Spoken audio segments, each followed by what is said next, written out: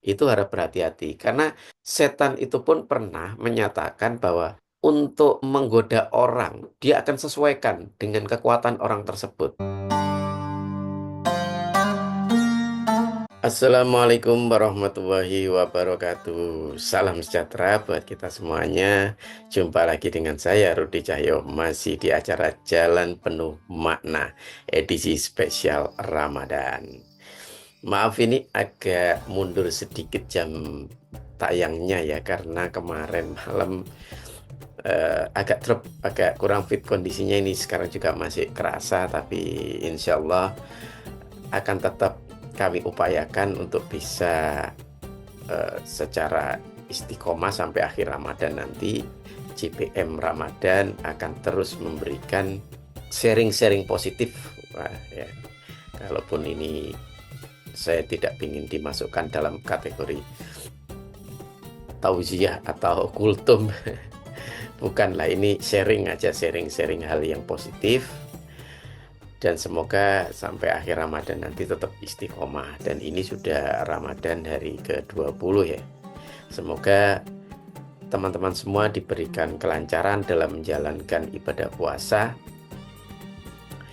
Dan seluruh amalannya diterima oleh Allah Subhanahu wa Ta'ala. Dan pada JPM kali ini kita akan membicarakan tentang ujian. Nah, kemarin sempat sih kita berbicara tentang ujian, tapi ini kita akan berbicara ujian dalam konteks yang berbeda, yaitu ujian eh, tentang eh, bahwa manusia itu bisa diuji lewat sesuatu yang menyedihkan atau sesuatu yang membahagiakan. Bisa diuji lewat sesuatu yang kekurangan atau diuji lewat kelebihan atau keunggulan. Nah, berbicara tentang ujian dengan kesedihan, ujian dengan kekurangan, kemiskinan, kesakitan, itu sepertinya sudah gampang disadari oleh kita ya, oleh manusia. Ujian-ujian seperti itu gampang diidentifikasi lah, seperti halnya yang pernah saya bahas kalau tidak salah, entah di channel ini atau di channel yang berbeda, bahwa naluriahnya sesuatu yang menyakitkan itu gampang teridentifikasi, gampang terasakan, dan bisa dikenang sangat lama ya. Nah, namun sesuatu yang membahagiakan, menyenangkan, sesuatu yang baik, meskipun kita dapatkan sehari-hari, seperti kita bisa berkedip, bisa melihat, bisa bernafas, bisa makan, bisa mencium bau, bisa melangkahkan kaki, itu semua adalah kenikmatan-kenikmatan yang kita anggap biasa saja. Karena setiap hari kita mendapatkannya, atau karena setiap hari ada di sekeliling kita, ada pada diri kita, sehingga kita tidak merasakan itu. Dan hukum yang semacam ini itu juga berlaku buat ujian.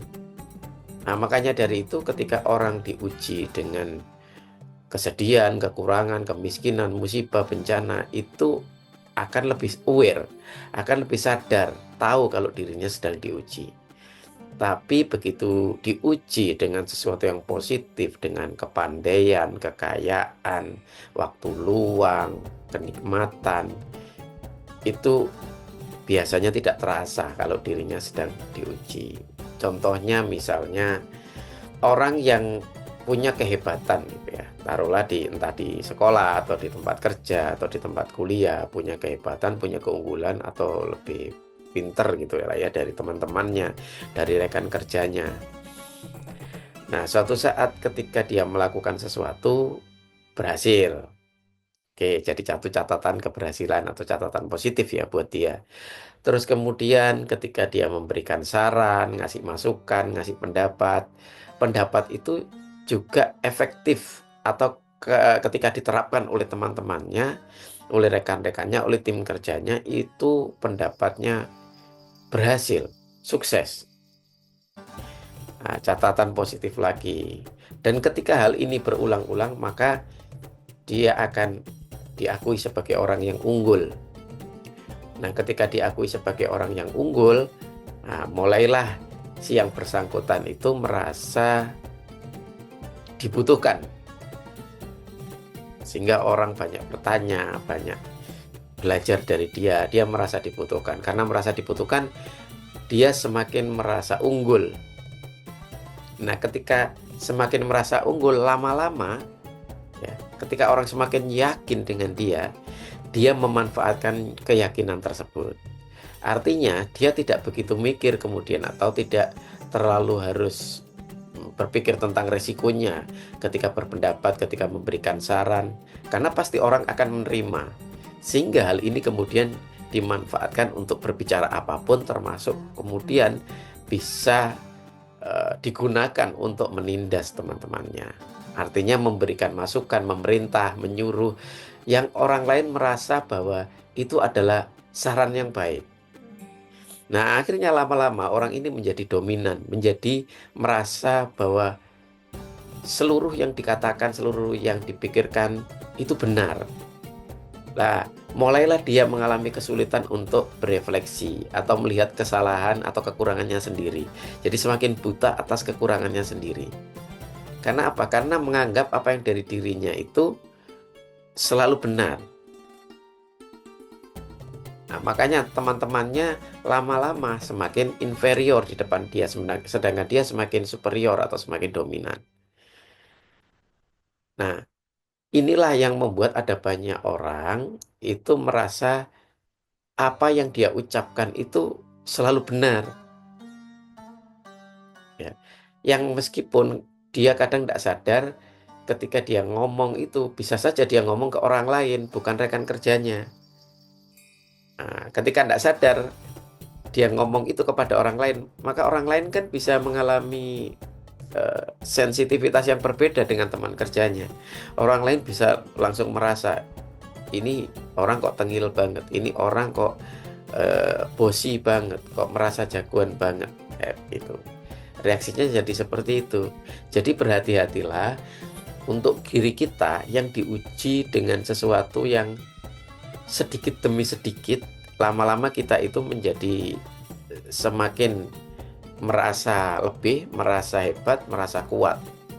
Itu harap berhati-hati. Karena setan itu pun pernah menyatakan bahwa untuk menggoda orang itu dia akan sesuaikan dengan kekuatan orang tersebut.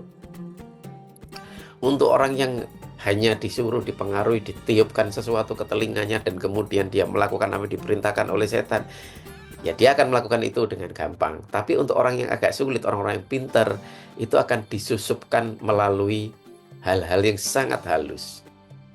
Mulai dari yaitu tadi, keunggulan, kehebatan, kekayaan, yang kemudian menyeret sedikit demi sedikit jauh dari keterlibatan Tuhan. Artinya merasa bahwa kesuksesannya, kepintarannya itu adalah karena dirinya. Nah, setan tahu cara atau jurus yang tepat untuk orang-orang yang seperti itu. Jadi kita harap berhati-hati, lebih peka, lebih rendah hati, lebih mau mendengarkan dan melihat, tidak selalu melulu ingin berpendapat dan diperhatikan.